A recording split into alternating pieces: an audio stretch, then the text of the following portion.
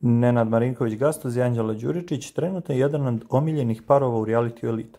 Ne prestaju da privlače pažnju svojim prisnim odnosima i planovima za budućnost.